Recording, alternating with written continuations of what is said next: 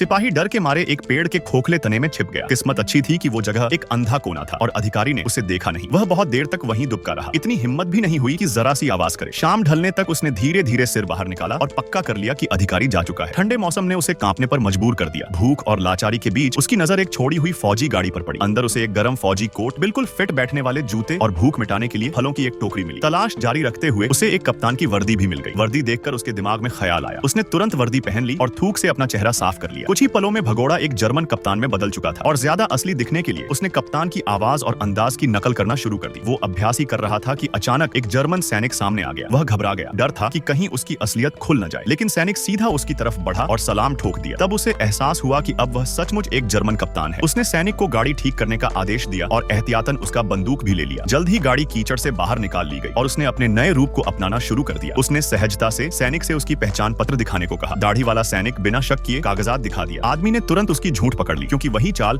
उसने खुद भागने के लिए अपनाई थी। लेकिन उसने उसका भंडाफोड़ नहीं किया। आखिरकार दोनों ही भगोड़े थे और उसे एक साथी की जरूरत थी। उसने सिर्फ एक सेब देकर उस दाढ़ी वाले को अपना आदमी बना लिया। दोनों ने तय किया कि किसी रेस्टोरेंट में जाकर पेट भर खाना खाएंगे। रास्ते में उसने अपनी पुरानी वर्दी फेंक दी। कुछ दूर चलने के बाद उन्हें एक शराब खाना मिल गया। चूंकि जर्मन सेना ने जनता का भरोसा खो दिया था, इसलिए कोई उन पर ध्यान नहीं दे रहा था। साफ था कि मुफ्त में खाना मिलना आसान नहीं होगा। लेकिन उस आदमी ने झट से दिमाग चलाया। उसने कागज कलम निकाला और दावा किया कि उसे ऊपरी अफसरों ने युद्ध में हुए नुकसान की रिपोर्ट लिखने भेजा है, ताकि मुआवजा बाद में दिया जा सके। यह सुनते ही लोग खुश हो गए और अपने दुखड़े सुनाने लगे। शराब खाने के मालिक ने तो उन्हें भुना हुआ मांस तक परोसने का इंतजाम कर दिया, मगर भूखा दाढ़ी वाला अपनी असलियत से बाज नहीं आया और मांस झपट कर खाने लगा। इससे मालिक को शक हुआ। एक कप्तान का साथी इस तरह गंदी हरकतें नहीं करता। बिल्कुल सामान्य सिपाही जैसा भी नहीं लगा। यह तो सिर्फ भगोड़े ही कर सकते थे। फिर भी वह आदमी भूख के बावजूद शालीनता से खाना छक रहा था। उसी रात जब वो सोने ही वाला था, शराब खाने का मालिक एक भगोड़े को पकड़कर उसके पास ले आया और कहा कि कप्तान ही सजा दे। साफ था कि यह एक इम्तिहान था। अगर उसने भगोड़े को गोली नहीं मारी तो सैनिक कानून के हिसाब से यह साबित हो जाता कि वह नकली कप्तान है। मजबूरी में उसने पिस्तौल उठाई और अपने साथी के सिर पर तान दी। फिलहाल इसने शराब खाने के मालिक के शक को कुछ देर के लिए शांत कर दिया।